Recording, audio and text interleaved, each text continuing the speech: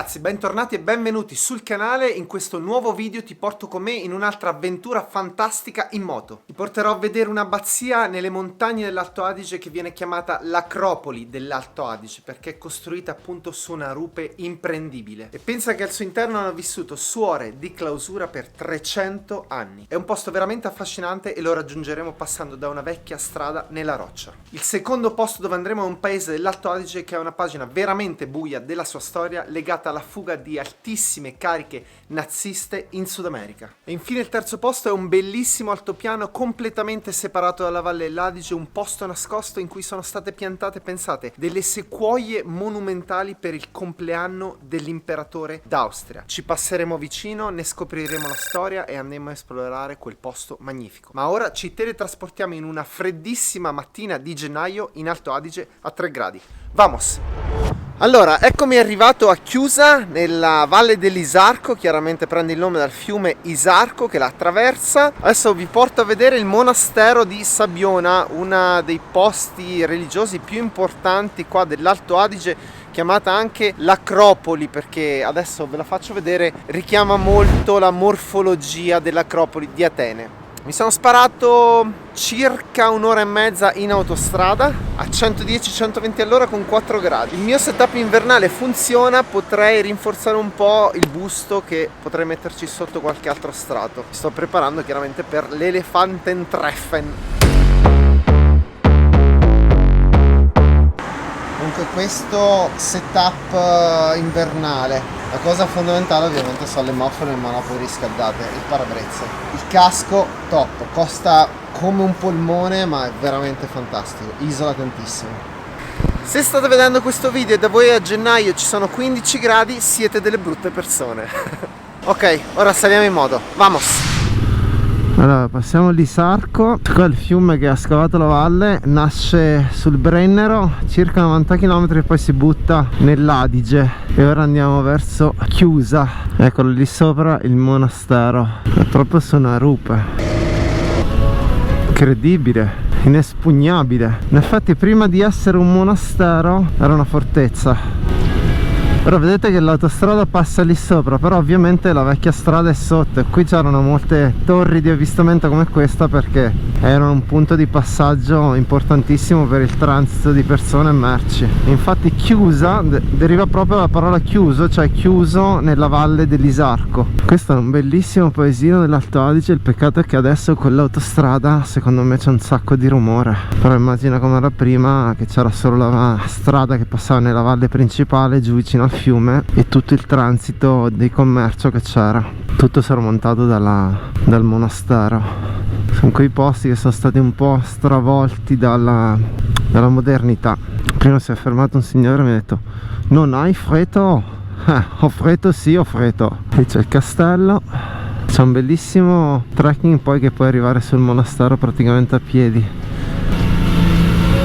Queste case proprio appoggiate alla roccia.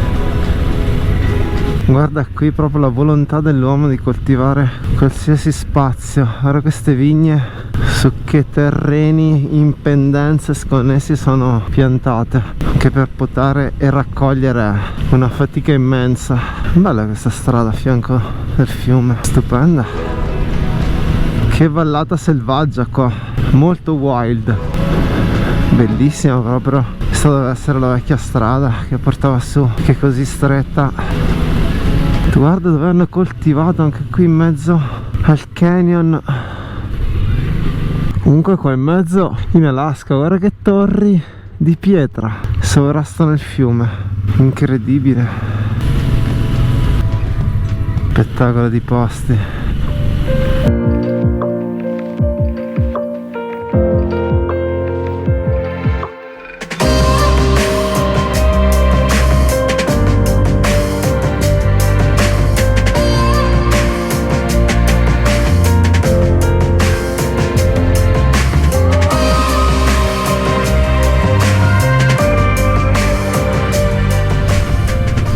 che la temperatura è ancora 3 gradi, però devo dire che andando piano e non in autostrada, vestito come sono vestito, sto benissimo. Il problema è quando ti arriva il vento in faccia a 120 all'ora, lì c'è proprio l'effetto che si chiama wind chill, c'è un ulteriore raffreddamento dovuto proprio alla forza del vento che dà parecchio fastidio. Ma che spettacolo qua, da qua è veramente incredibile l'abbazia, stupenda.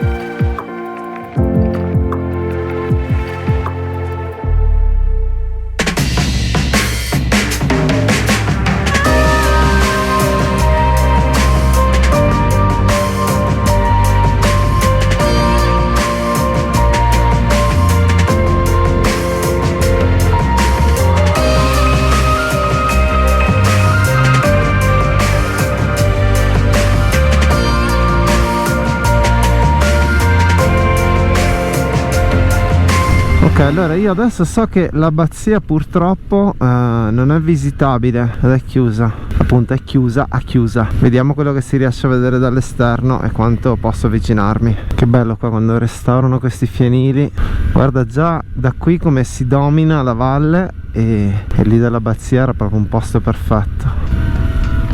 Strada chiusa a 500 metri, questo non è buono. Ah, perché probabilmente porta all'abbazia, ecco perché è chiusa.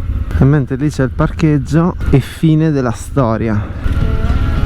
Eh sì, qua c'è il parcheggio Sabiona e poi evidentemente la strada per Sabiona è quella lì sterrata. Sicuramente questa è la strada per Sabiona. Lo sapevo, ma pensavo che ci si potesse almeno avvicinare alla chiesa. E invece nemmeno quello, praticamente l'entrata è completamente interdetta a chi non è autorizzato. E allora andiamo a godercela dall'alto e andiamo a vedere un po' il centro di Chiusa. Però è veramente un peccato, un gioiello del genere che è chiuso. Ma sta roba qua abbiamo solo in Italia questi gioielli e solo in Italia li trattiamo così.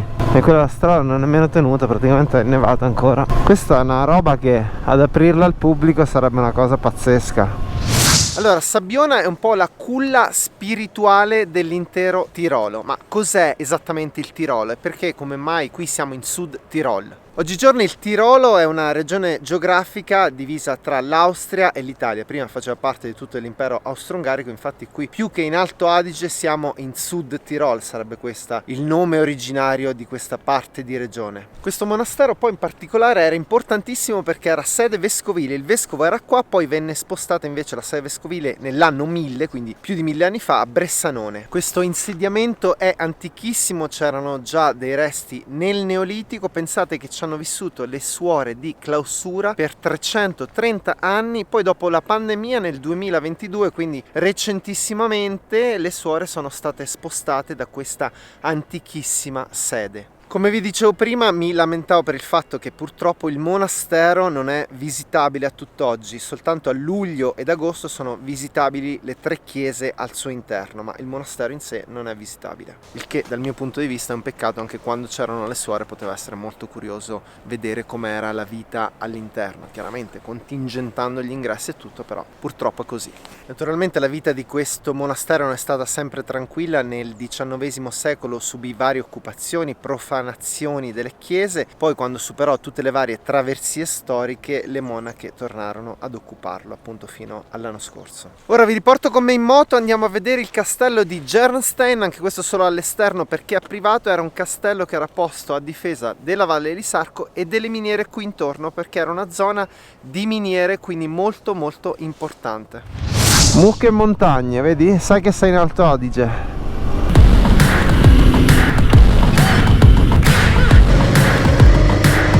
Cavolo, spettacolare, strada privata ovviamente, che bello da qua, incredibile.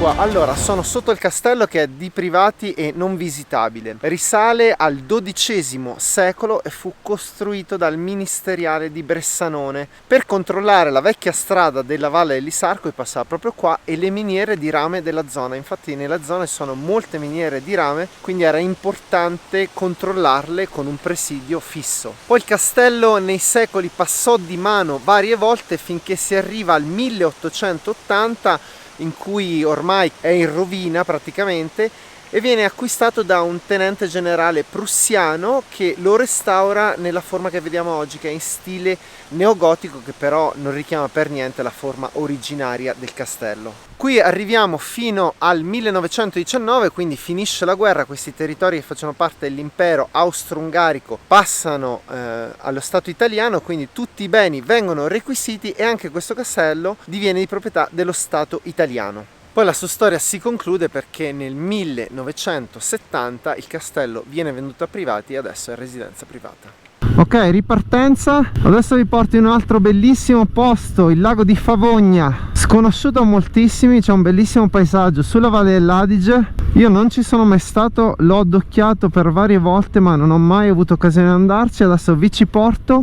Per arrivarci transiteremo da un paesino che ha una storia molto particolare, una pagina buia della storia di quel comune, diciamo, legata a un personaggio terribile della seconda guerra mondiale, Mengele, quel dottor Mengele che faceva gli esperimenti sui gemelli nei campi di sterminio.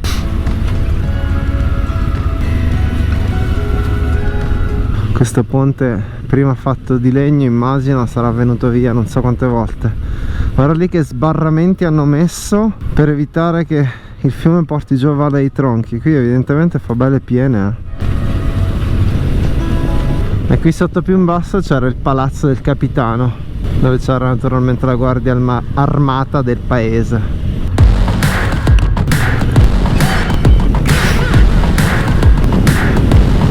È venuto il sole, quindi temperatura sicuramente più piacevole, ed ora andiamo a vedere questo lago. Ma prima, come vi ho promesso, passiamo a Termeno sulla strada del vino. Eccoci arrivati nel centro cittadino, molto carino, bellissima e tipica questa strada che porta alla chiesa principale.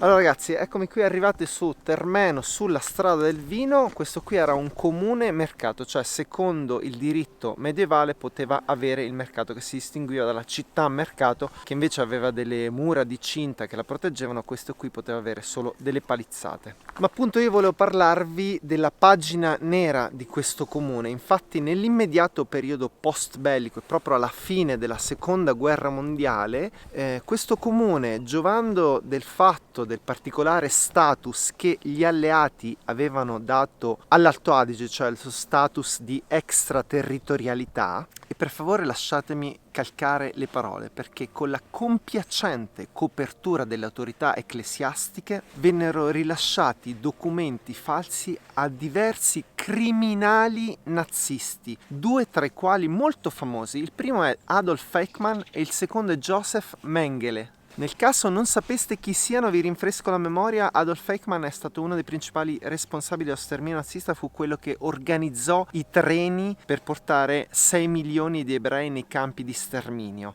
Scappò in Argentina e poi con una storia rocambolesca fu preso dal Mossad, portato a Norimberga, processato e poi ucciso. Invece Joseph Mengele è stato un medico militare e criminale di guerra tedesco. È noto soprattutto per gli esperimenti di eugenetica che tenne nel campo di concentramento di Auschwitz, soprattutto con i gemelli. Comunque Mengele non si limitava ai gemelli, ma ai bambini in generale li utilizzava semplicemente come cavie umane. Era una persona di una brutalità incredibile, ci sono decine di documentari su di lui. Per esempio andava nelle baracche, si sceglieva una ragazza, ci passava la notte e la mattina dopo la uccideva con un colpo alla testa. Comunque dopo la guerra visse per un periodo in incognito in Germania, poi grazie ai documenti lasciati da questo comune si spostò in Sud America, Argentina, Paraguay e Brasile e non fu mai più ritrovato. sparì completamente. Questo fino al 1985, quando poi la polizia tedesca, anche qui in una storia molto rocambolesca, seguendo un amico di famiglia, scoprì la tomba in cui era stato sepolto, riesumò il corpo, fece l'analisi genetica e scoprì che era proprio lui, che era morto in Sud America, era annegato a seguito di un ictus in un fiume. Comunque ora basta parlare di pagine buie e andiamo alla nostra destinazione finale, il lago di Favogna. Vamos!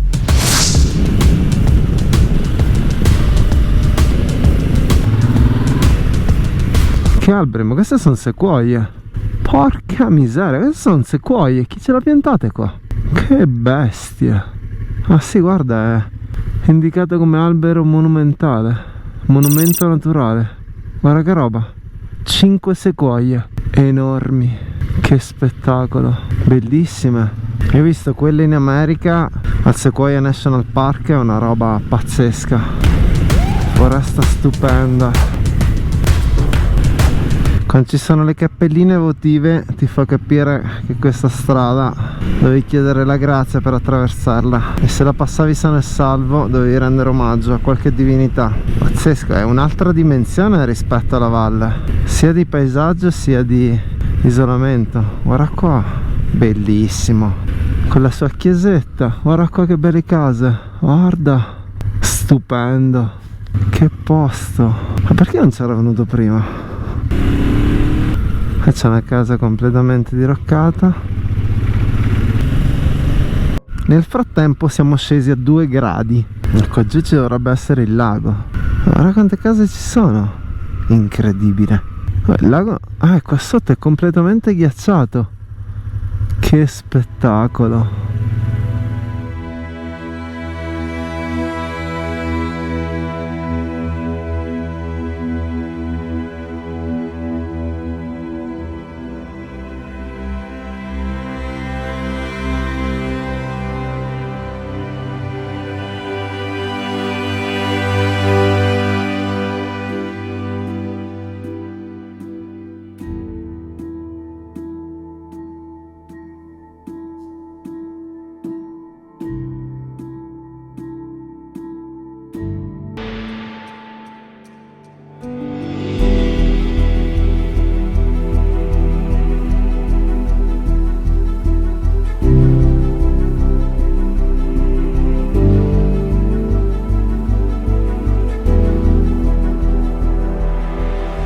La cosa più bella di questo ambiente è che ci sono delle persone che, nonostante sia isolato, vivono ancora in questo piccolo altopiano nascosto sopra la Valle dell'Adige. È bellissimo che questi posti non si spopolino, veramente stupendo. Mi riprometto però di ritornarci col caldo, perché secondo me deve essere ancora più bello. Adesso ho visto dal drone che sono parecchie strade ghiacciate, non vorrei proprio giocarmela prima dell'Elefantentreffen. Io dal lago di Favogna vi saluto, siamo arrivati alla fine anche di questo video, spero come sempre che vi sia piaciuto. Fatemi sapere nei commenti cosa ne pensate, se conoscevate questi luoghi e se conoscevate gli aneddoti che vi ho raccontato, o se avete imparato qualcosa di nuovo. Mi fa veramente piacere sapere la vostra opinione come sempre. La traccia la trovate come in tutti i video scaricabile sotto nella descrizione, è gratuita, basta cliccare. Se volete potete lasciarmi un super grazie se l'avete trovato utile, non è obbligatorio, sta liberamente a voi. Ho visto che ogni tanto qualcuno compra le magliette del canale, se le comprate mandatemi una foto che mi fa un sacco piacere. Bene ragazzi, noi ci vediamo alla prossima e iscriviti se non ti sei ancora iscritto. Ciao!